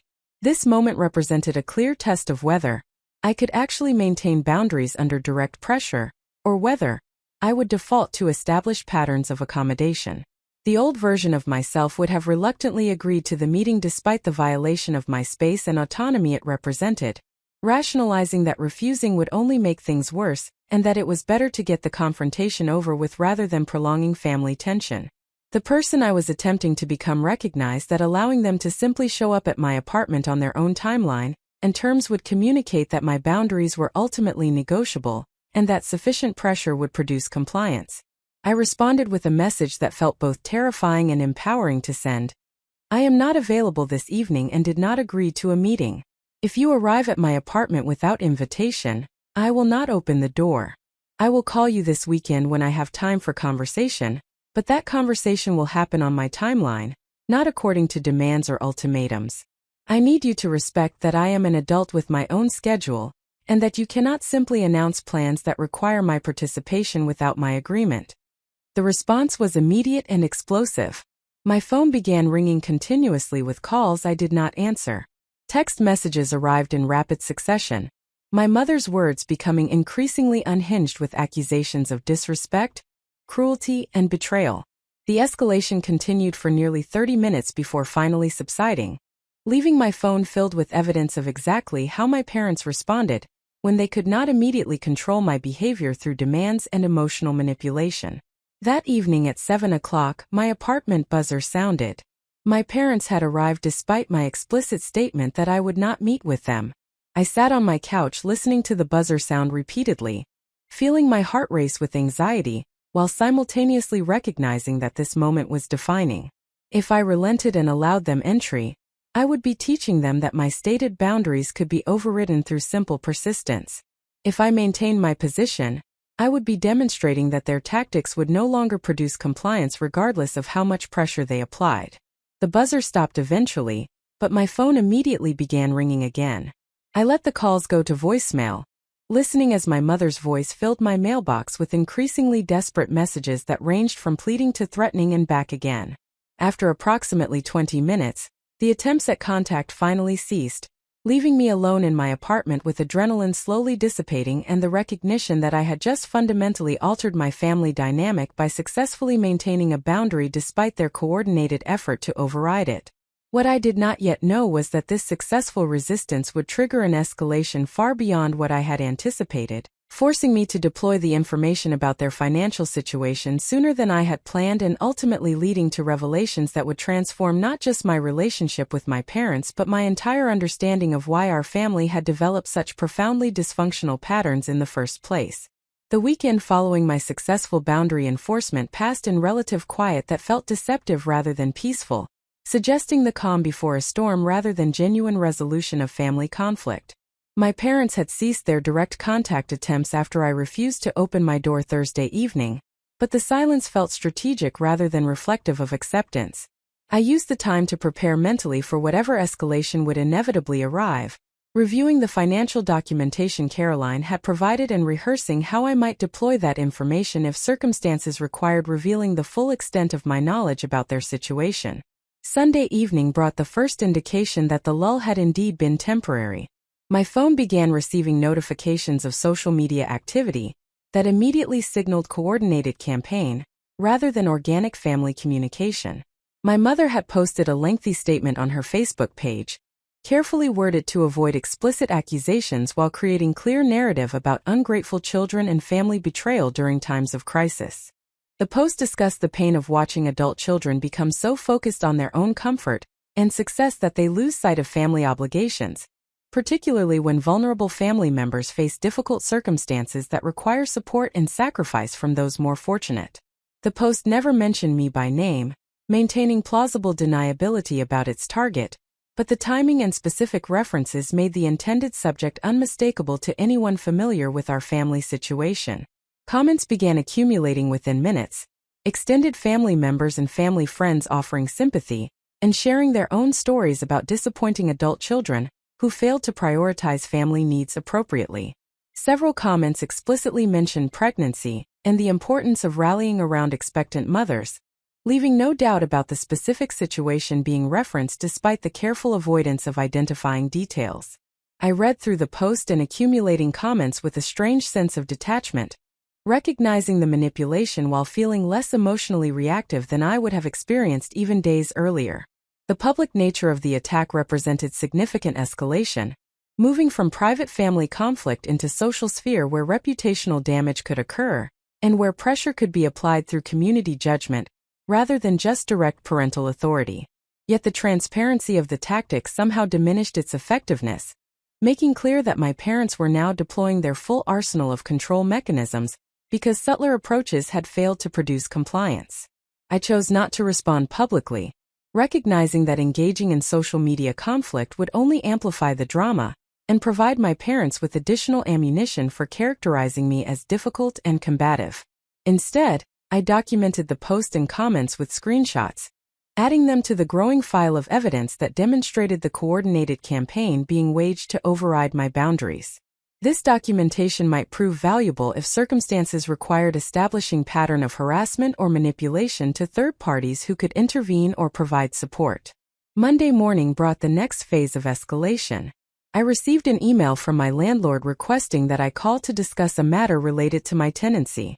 The message was professionally worded but carried undertone of concern that immediately raised alarms about what might have prompted this unexpected contact. I called during my lunch break, reaching the property manager who handled day-to-day operations for the building. The conversation that followed revealed disturbing new dimension to my parents' campaign. The property manager explained that she had received a call that morning from someone identifying herself as my mother, claiming that I was experiencing serious mental health crisis that was affecting my ability to manage my affairs responsibly. According to this caller, I had been making irrational decisions including refusing necessary family support, and there were concerns about whether I was capable of maintaining my apartment appropriately during this episode of instability. The property manager had called not because she believed these claims, but because she was required to document any reports received about tenant welfare or capacity. She wanted to verify directly with me that I was functioning normally, and to make me aware that someone was contacting third parties with concerning characterizations of my mental state. Her tone conveyed both professionalism and subtle sympathy, suggesting she recognized this as family conflict rather than genuine mental health emergency, but needed to address it through proper channels nonetheless. I confirmed that I was functioning entirely normally, that there was no mental health crisis, and that the call represented escalation of family disagreement rather than legitimate concern about my well-being. I thanked the property manager for handling the situation professionally and for alerting me to the contact. After the call concluded, I sat in my car in the office parking lot feeling a mixture of rage and disbelief at the audacity of what my parents had attempted. Contacting my landlord with false claims about mental health crisis crossed lines I had not imagined they would be willing to breach. This was no longer simply emotional manipulation within family system, but active interference in my external life and reputation, potentially jeopardizing my housing security through deliberate mischaracterization of my mental state. The escalation revealed desperation but also willingness to cause genuine harm in service of reasserting control, a combination that made clear how far they were prepared to go when their authority was challenged. I immediately called Caroline, needing to process what had occurred with someone who understood the family dynamics and could provide perspective on how to respond. She answered despite being in her office, apparently recognizing from my tone that the situation had escalated beyond routine family conflict into territory that required immediate attention. After I described the contact with my landlord, Caroline was silent for several long moments before responding with barely controlled anger. They have moved into territory that could have serious legal and professional consequences for them, she said, her voice tight with frustration.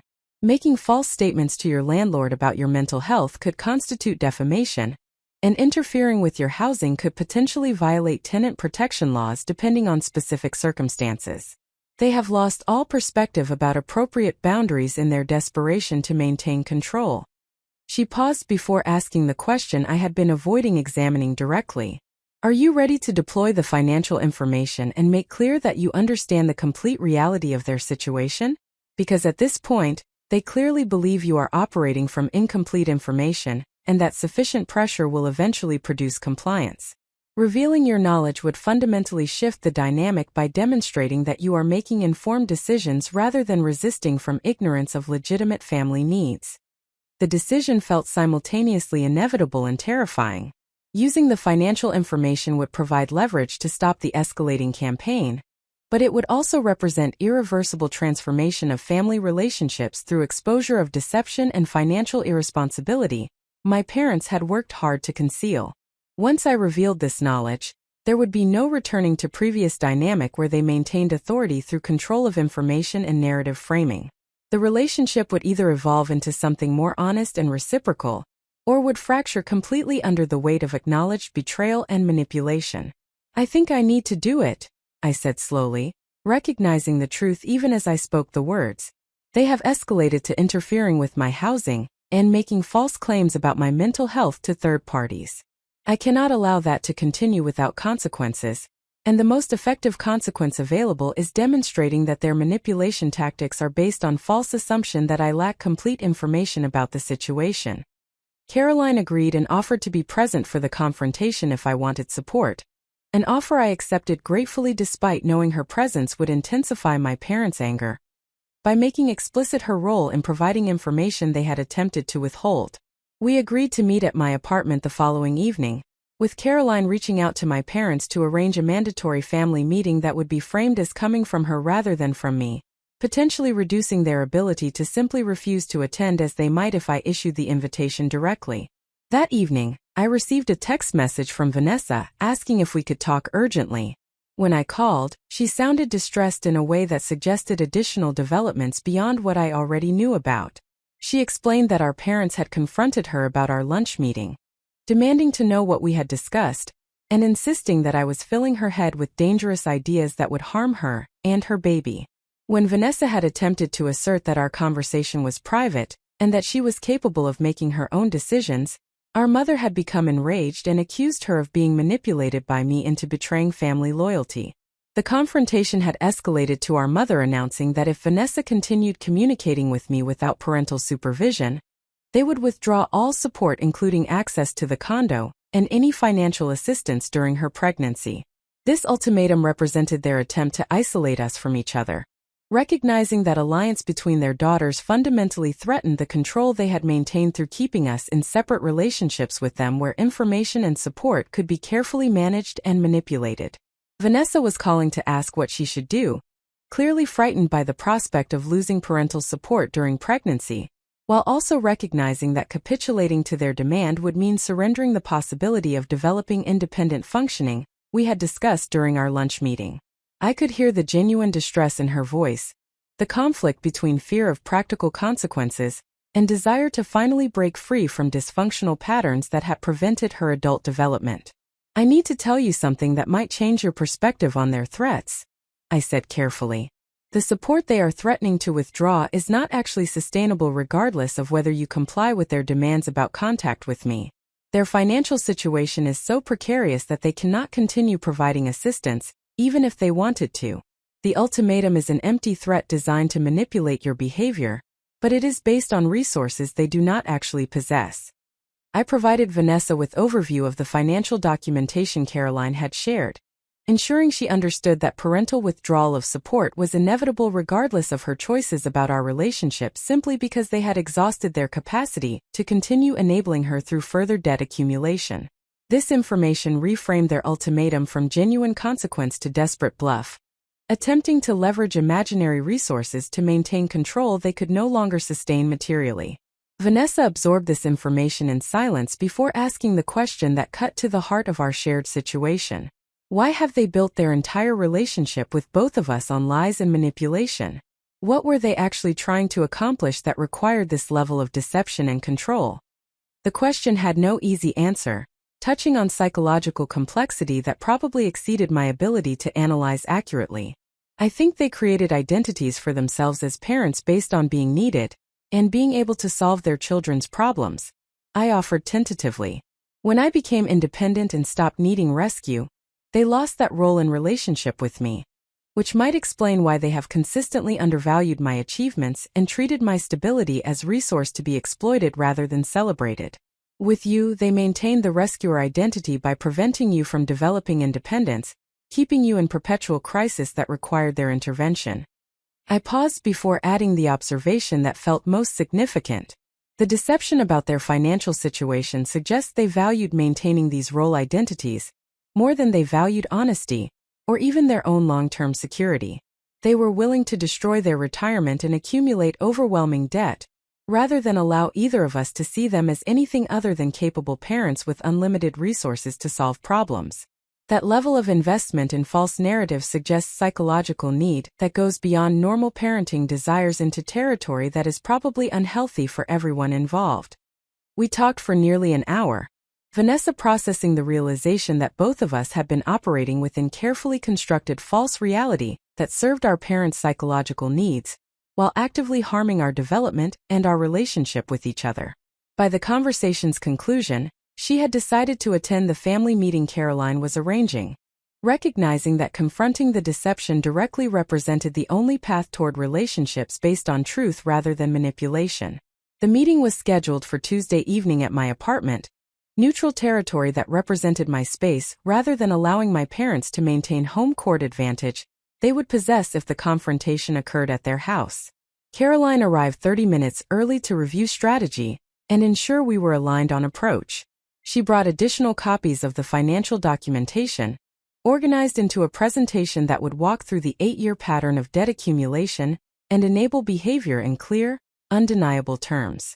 My parents arrived precisely at the scheduled time, their expressions mixing wariness and anger as they entered my apartment to find Caroline already present. My mother's face tightened immediately upon seeing her sister, recognizing this as betrayal of family loyalty, rather than the supportive presence she had demanded Caroline provide. Vanessa arrived moments later, completing the assembly of all relevant parties for what would prove to be the most confrontational and revelatory family conversation any of us had experienced. We settled into my living room with the uncomfortable formality of adversaries preparing for negotiation rather than family members seeking resolution of disagreement. Caroline took the lead in opening the discussion, her professional demeanor establishing tone of serious accountability rather than emotional conflict. We are here because a pattern of deception and manipulation has reached a point where it is causing active harm to everyone in this family. Caroline began, her voice calm but firm. Nancy and Robert, you have been operating under the assumption that controlling information would allow you to direct your daughter's decisions according to your preferences. That assumption has led you to make false representations to both Natalie and Vanessa about circumstances, resources, and options available to address current challenges.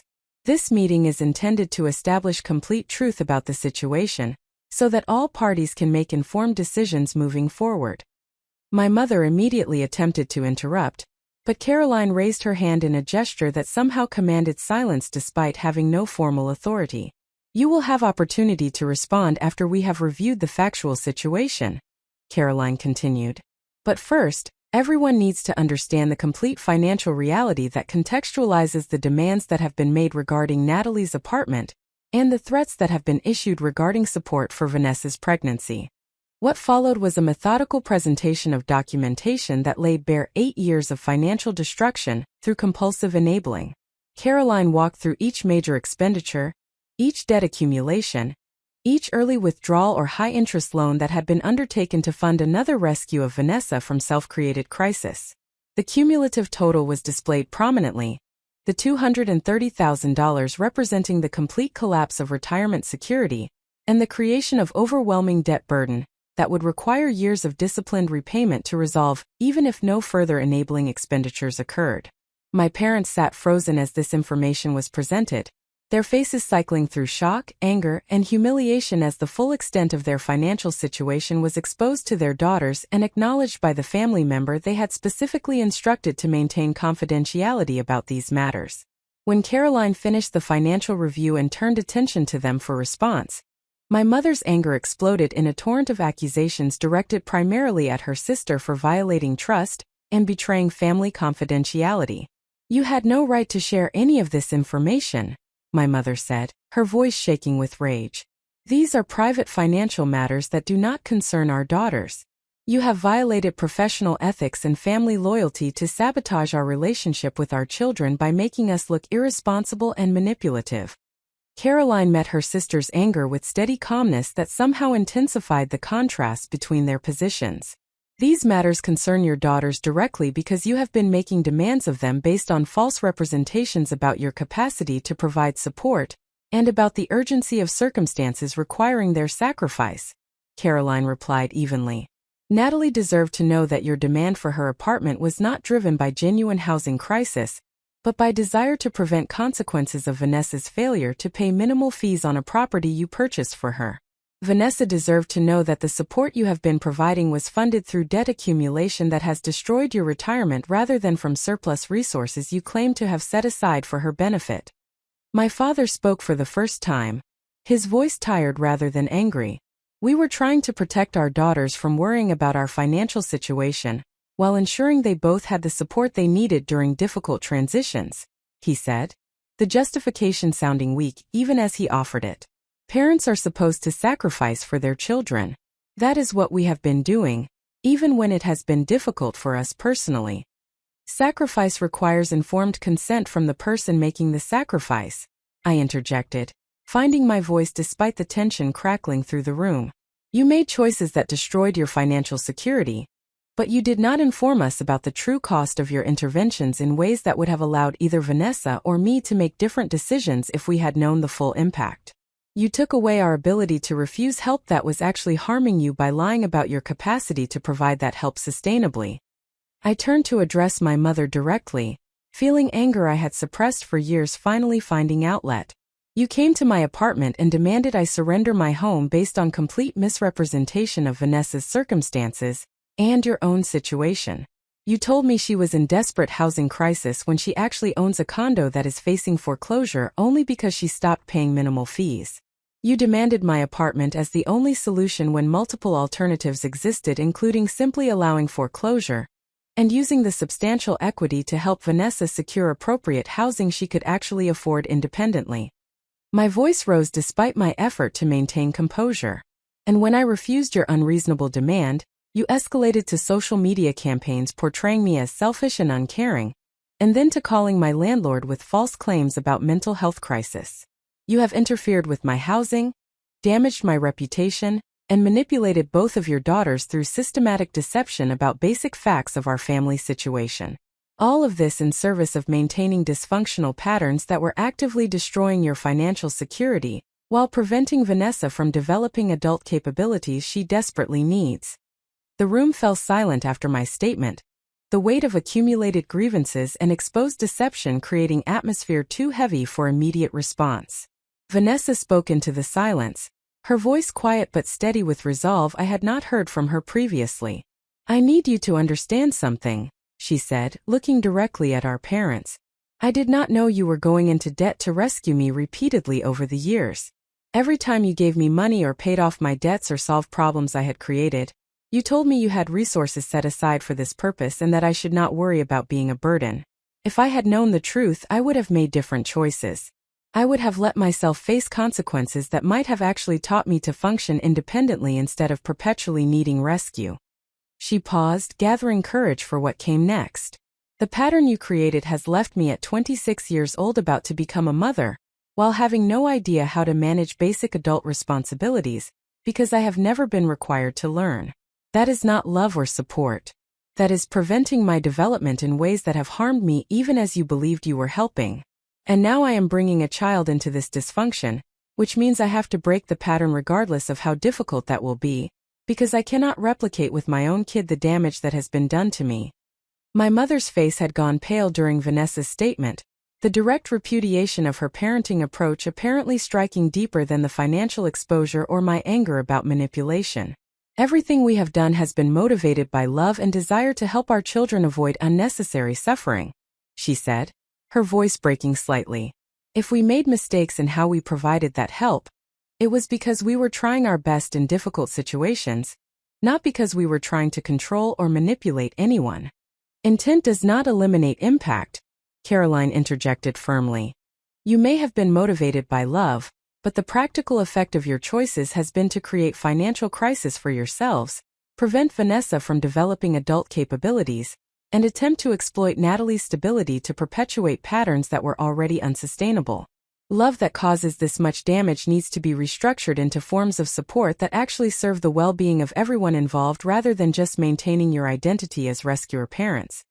The meeting continued for another 90 minutes, cycling through anger, justification, grief, and gradual movement toward acknowledgement of reality that could not be denied given the documentary evidence spread across my coffee table.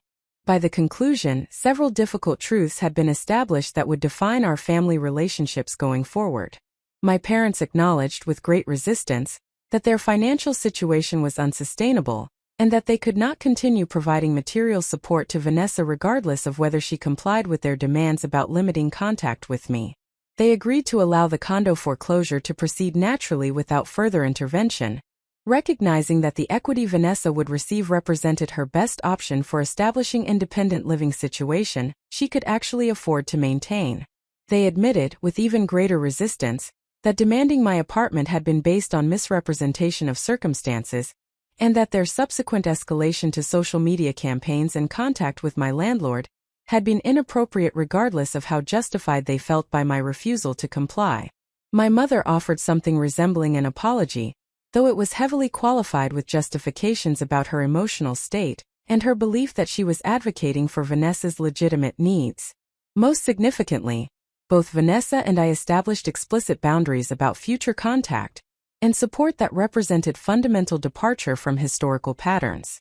We would maintain relationships with our parents, but those relationships would be based on honesty rather than manipulation, on respect for our autonomous decision-making rather than assumption of parental authority over our adult lives, and on support that empowered our development rather than preventing it through perpetual rescue from consequences. The meeting concluded with exhausted détente, rather than warm reconciliation, all parties recognizing that rebuilding trust after such extensive deception would require sustained effort over extended time. My parents left my apartment looking diminished and aged in ways that generated sympathy despite my anger about their behavior. They had lost the narrative they had constructed about themselves as capable rescuer parents, forced to confront instead the reality that their compulsive enabling had harmed everyone including themselves. After they departed, Caroline, Vanessa, and I remained in my living room processing what had just occurred. The confrontation had been more difficult and emotionally intense than any of us had anticipated, yet it had also created breakthrough that would have been impossible through gentler approaches. The complete truth about our family dynamics was now acknowledged by all parties, eliminating the foundation of deception on which my parents had built their control. What happens next?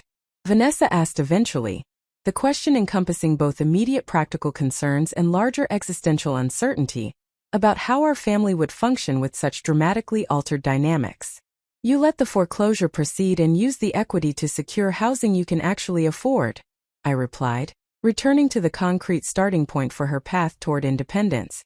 We continue meeting weekly to work on building systems and skills for independent functioning. You find stable employment that provides income and benefits necessary for single parenthood.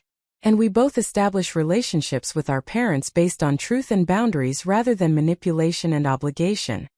Caroline added her own perspective on the longer-term trajectory. Your parents will need to address their financial situation through systematic debt repayment, and probably through professional counseling to understand the psychological needs that drove such destructive enabling patterns. That work is theirs to do and not your responsibility to manage or fix. Your responsibility is to build your own lives in healthy, sustainable ways while maintaining whatever form of family relationship is possible within boundaries that protect your well-being. We talked late into the evening, processing the emotional intensity of the confrontation, while also planning practical next steps for implementing the changes that had been agreed upon. By the time Caroline and Vanessa left my apartment, I felt exhausted but also unburdened in ways I had not experienced in years. The weight of family obligation based on guilt and manipulation had been replaced with clarity about what I was and was not responsible for managing. The following days brought adjustment period as new family dynamics began to solidify into sustainable patterns. My parents maintained distance, apparently processing their own grief and humiliation about having their carefully constructed narrative exploded through exposure of complete truth. Vanessa began the difficult work of allowing the foreclosure to proceed while simultaneously searching for appropriate housing she could afford independently and seeking stable employment that would provide foundation for single parenthood. The social media post my mother had published was deleted without explanation, though the comments and shares had already created damage to my reputation within extended family and family friend networks. I chose not to address this directly, trusting that my continued steady functioning would eventually demonstrate the falseness of implications that I was selfish or mentally unstable, and that people who knew me well would recognize the post as manipulation rather than legitimate concern. What I had not anticipated was that breaking the dysfunctional family pattern would create ripple effects beyond just my immediate family relationships, catalyzing changes in how I approached boundaries and self-advocacy across all dimensions of my life in ways that would prove transformative for my sense of agency and well-being. The week following the family confrontation brought a peculiar sense of stillness that felt qualitatively different from the tense silence that had preceded it. My parents had retreated into what appeared to be genuine reflection rather than strategic regrouping, their contact limited to brief text messages acknowledging receipt of information about practical matters related to Vanessa's condo situation, but avoiding any substantive engagement with the emotional dimensions of what had been exposed.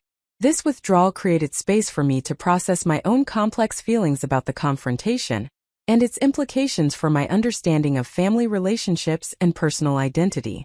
I had spent 28 years operating within a family system that assigned me the role of stable, capable daughter whose achievements existed primarily to serve as resources for managing my sister's recurring crises. This role had shaped fundamental aspects of my personality and decision-making patterns in ways I was only beginning to recognize now that the underlying framework had been disrupted. My drive toward financial stability and professional success had been partially motivated by genuine personal values, but it had also been reinforced by family dynamics that made my worth contingent on my capacity to provide material and practical support when called upon to do so. The realization that this conditional valuing had shaped my development created a disorienting sense of uncertainty about which aspects of my current life reflected authentic choices versus adaptations to family expectations I had internalized without conscious examination. Did I genuinely enjoy my work in marketing? Or had I gravitated toward a stable corporate career primarily because it provided the financial security my family role required? Did my careful budgeting and conservative lifestyle choices reflect my actual values? Or were they strategies for maintaining capacity to respond to family demands I had learned to anticipate as inevitable? These questions did not have simple answers, and I found myself spending considerable time that week engaged in reflection about identity and motivation that felt simultaneously uncomfortable and necessary. I journaled extensively about childhood memories and adolescent experiences, attempting to trace the development of patterns that now seemed potentially problematic, rather than simply representing responsible adult functioning. The process revealed layers of complexity I had not previously examined, suggesting that genuine self-understanding would require extended work rather than quick insights. Up next, you've got 2 more standout stories right on your screen. If this one hit the mark, you won't want to pass these up. Just click and check them out. And don't forget to subscribe and turn on the notification bell so you don't miss any upload from us.